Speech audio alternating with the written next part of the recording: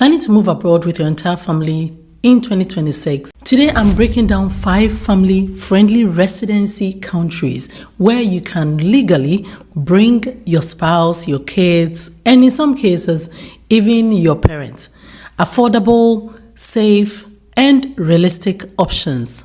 Let's get into it. So if you like what we do here, then please consider subscribing to the channel because YouTube tells us that only this amount of people have subscribed to the channel. So if you haven't yet subscribed, please consider subscribing and also like our videos, comment, engage with us. Thank you so much. So I'm going to touch briefly on these 5 countries. I'll be doing a series on Portugal very soon on this channel. So do look out for it because I know people really love Portugal. If you want me to add any of these countries as well, then I will. If it's a country I haven't visited myself, then I'll do a research and bring you the videos that you need. Without wasting much time, let's go into it. Portugal is the first country I'm going to talk about. Why Portugal? It is family friendly and my children loved Porto so much. They want to go back to Porto.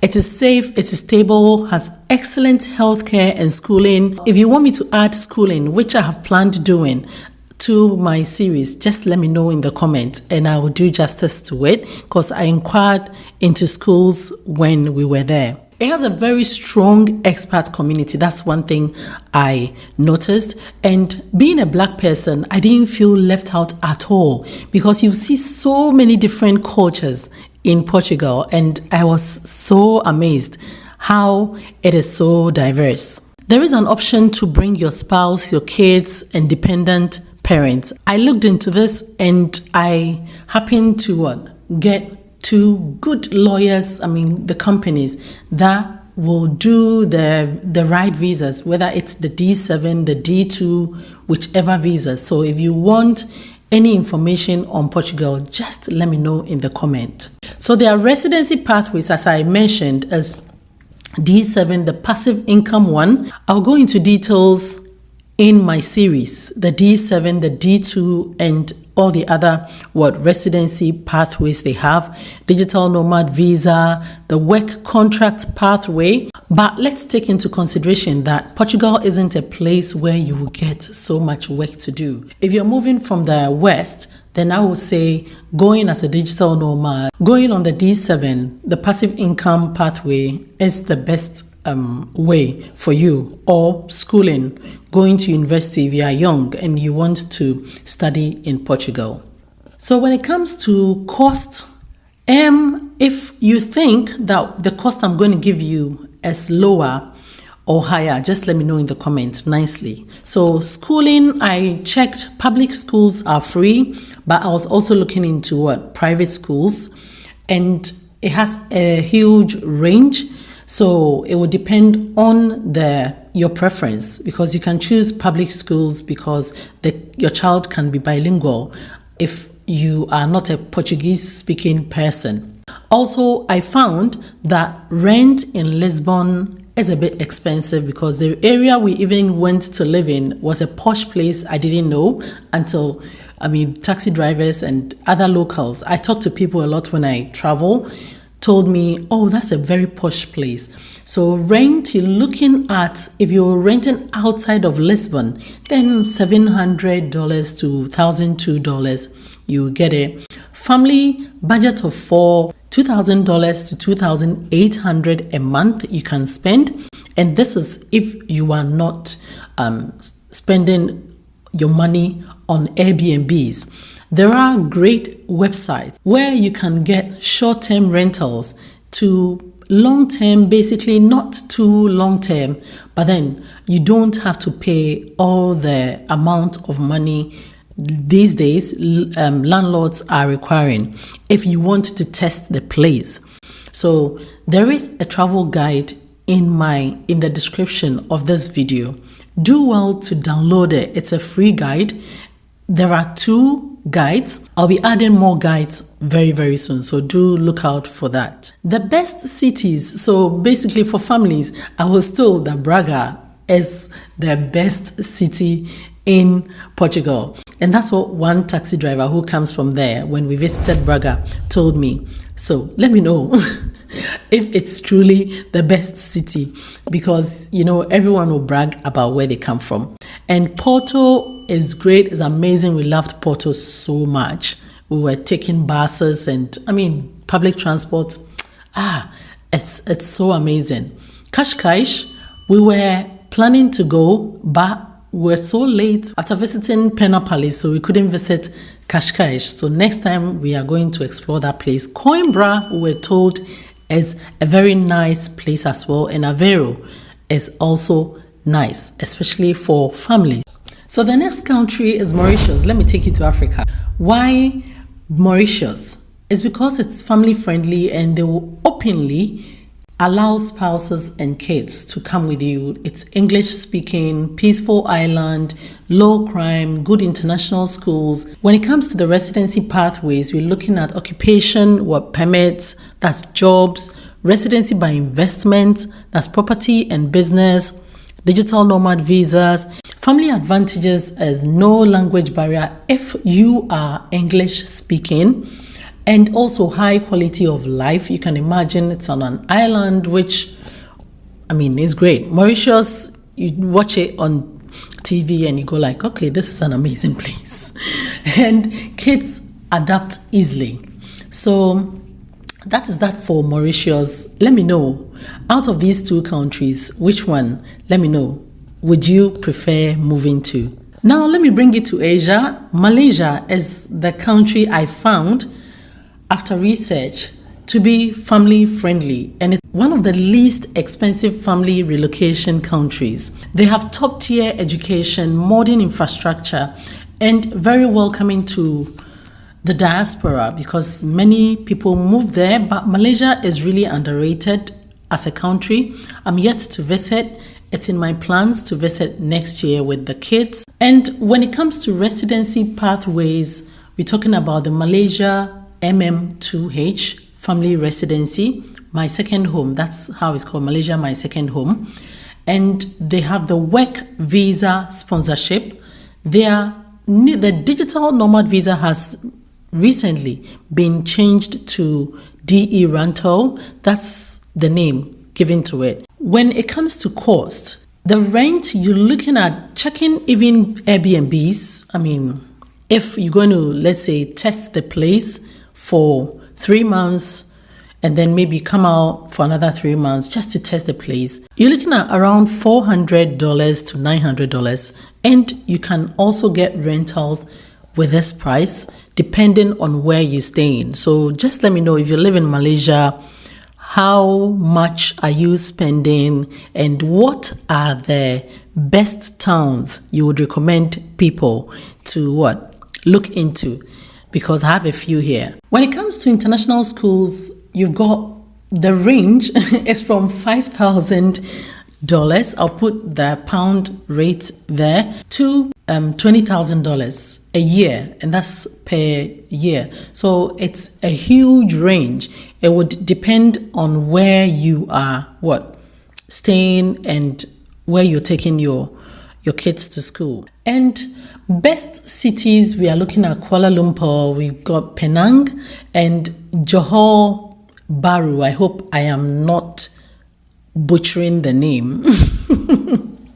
So if you think there are other best cities that people can live on long-term basis, just put them in the comments below. So when someone comes into the comments, they will know this or these cities aside the three I've mentioned. I know Melaka is also a great place. I've been watching British people who have moved there and they like the place. It's calmer than Kuala Lumpur. One thing is, I love Malaysia, even though I haven't been there, because I watch a lot of people who have gone there or living there on long-term basis, and the way they talk about the country, I'm yet to experience it. So from Asia, we're going back to Europe, and Spain is the next country, my fourth country here. Why? Because it's family friendly and they will easily include your spouse, your kids on residency. It's affordable, and the Mediterranean lifestyle, it's amazing because we love Spain so much,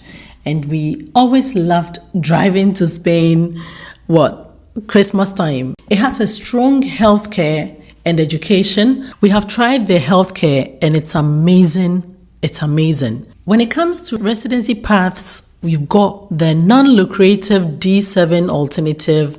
You've got digital nomad visa, the student visa, which family can also accompany, and the lifestyle perks, the warm climate. That's one thing I love about Spain. So if I'm going to compare, let's say Portugal and Spain, and I'm asked to choose, this is me, I'll choose Spain because it's got the weather, which is warm all year round, especially in the southern part. But just know that they don't do dual citizenship. So you will either choose the route of maybe a permanent residency if you don't want to lose the passport you have now. That's the only downside to Spain. But Spain is amazing. It has a family-oriented culture, and also public schools are free.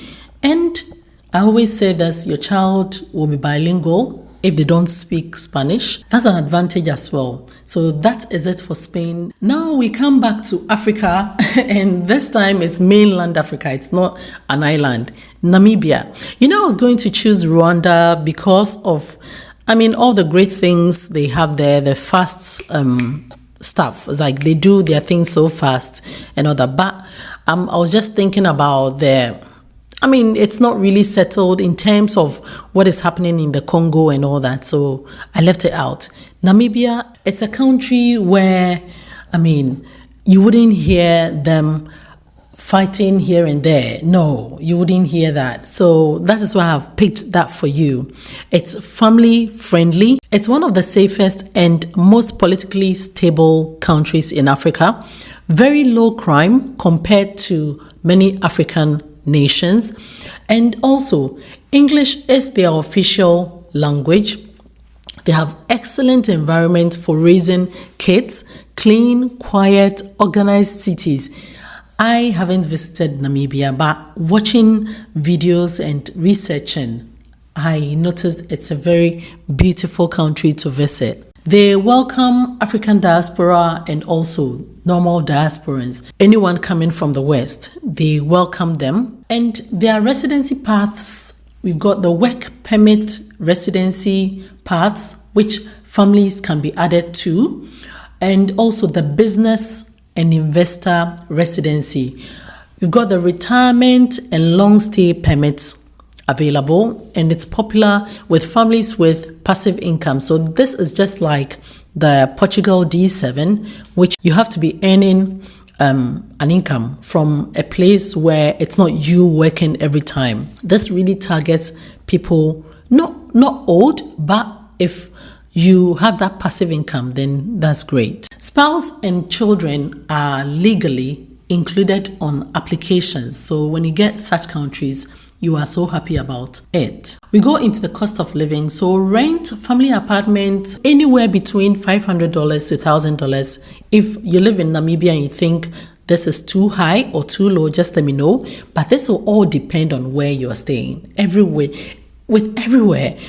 it will depend on your lifestyle, the type of apartment you want to rent, and also where you want to live. They have affordable private clinics available. The schools, they have private and international schools. And it will depend on the type of private school or international school you pick and the price.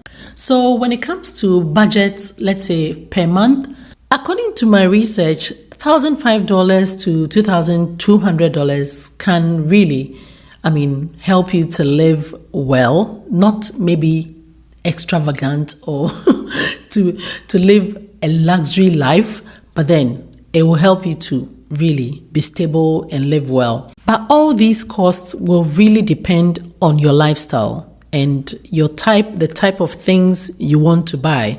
Because when you live in Africa or outside of the Western countries, even buying common cereal is very, very expensive. So keep that in mind. So the best cities, according to my research, which you can also give the cities you think are best for families in the comments below.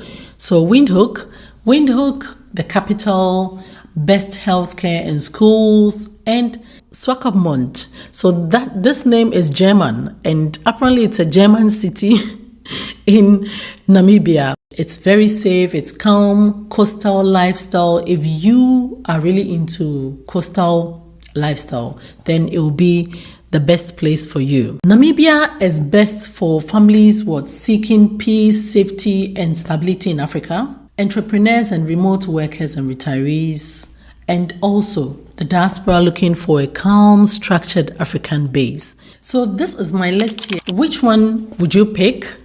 Maybe your best 3 or best 2. Let me know in the comments below. And if you love this video and you like videos like this, migration guides, let me know, and I'll make videos on these for you every time, for you to have options to choose from. You know what? Subscribe to this channel if you haven't yet done so. Like this video and comment. Engage with us. I'll see you in the next video. If you enjoy this one, then you will enjoy this video here.